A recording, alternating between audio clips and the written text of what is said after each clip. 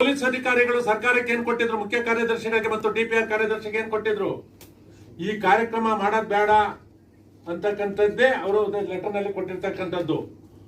ಅವರ ಮಾತಿಗೆ ಗೌರವವನ್ನು ಕೊಡದ ಅಧಿಕಾರಿಗಳನ್ನ ಏಕಾಏಕಿ ಸರ್ಕಾರ ಅವರಿಗೆ ಅಮಾನತಿನಲ್ಲಿರ್ತಕ್ಕಂಥದ್ದು. ನೀವು ತಪ್ಪಿನಿಂದ ಹೊಣೆಯಿಂದ ತಪ್ಪಿಸ್ಕೊಳ್ಳೋಕ್ಕೋಸ್ಕರ ನೀವು ಆ ಅಧಿಕಾರಿಗಳನ್ನ ಬಲಿಯನ್ನ ತಾಂಡಿರ್ತಕ್ಕಂಥದ್ದು. ನಿಮ್ಮ ಇಂಟೆಲಿಜೆನ್ಸ್ ಎಲ್ಲೋಗಿತ್ತು? ಪ್ರತಿನಿತ್ಯ ಮುಖ್ಯಮಂತ್ರಿಗಳಿಗೆ ಕೊಡ್ತಕ್ಕಂಥ ಏನ್ ಈ ರಾಜ್ಯದಲ್ಲಿ ನಡೀತದೆ, ಬೆಂಗಳೂರಿನಲ್ಲಿ ಏನ್ ನಡೀತದೆ, ಯಾವ ಕಾರ್ಯಕ್ರಮ ಮಾಡಬೇಕಾದ್ರೆ ಏನಾಗುತ್ತೆ ಅಂತಕ್ಕಂಥ ನಿಮ್ಮ ಇಂಟೆಲಿಜೆನ್ಸ್ ಎಲ್ಲೋಗಿತ್ತು?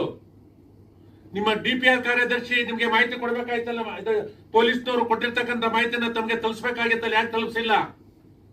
ನೀವು ಬರೀ ಪೊಲೀಸ್ನವ್ರನ್ನ ಗುರಿಯಾಗಿ ಇಟ್ಕೊಂಡು 3 ಜನ IPS ಅಧಿಕಾರಿಗಳನ್ನ ಮತ್ತು ಒಬ್ಬ ACPನ ಒಬ್ಬ ಸರ್ಕಲ್ ಇನ್ಸ್ಪೆಕ್ಟರ್ ಮಾಡ್ತಕ್ಕಂಥದ್ದು.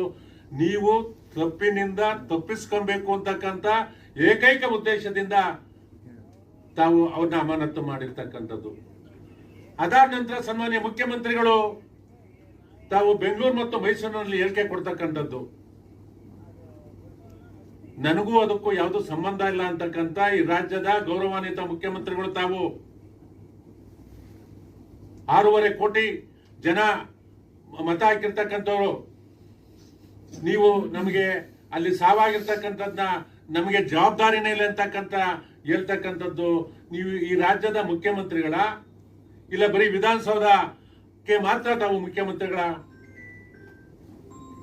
ಇದು ಜನರ ಶಾಪ ತಮ್ಮ ಸರ್ಕಾರಕ್ಕೆ ತಟ್ಟುತ್ತೆ. ಬಹುಶಃ ಇದರಿಂದ ನೀವು ತಪ್ಪಿಸ್ಕೊಳ್ಳೋದಕ್ಕೆ ಸಾಧ್ಯ ಇಲ್ಲ. ಭಾರತೀಯ ಜನತಾ ಪಕ್ಷ ಒತ್ತಾಯವನ್ನ ಮಾಡುತ್ತೆ. ನೀವು ರಾಜೀನಾಮೆ ಕೊಡಬೇಕು, ಸರ್ಕಾರ ರಾಜೀನಾಮೆ ಕೊಡಬೇಕು ಅಂತಕ್ಕಂಥ ಒತ್ತಾಯವನ್ನ ಮಾಡುತ್ತೆ ಅಂತಕ್ಕಂಥದ್ದನ್ನ ಭಾರತೀಯ ಜನತಾ ಪಕ್ಷ ಹೇಳೋದಕ್ಕೆ ಬಯಸ್ತದೆ. ಇದೆಲ್ಲ ಕಾರಣಕ್ಕಾಗಿ 12ನೇ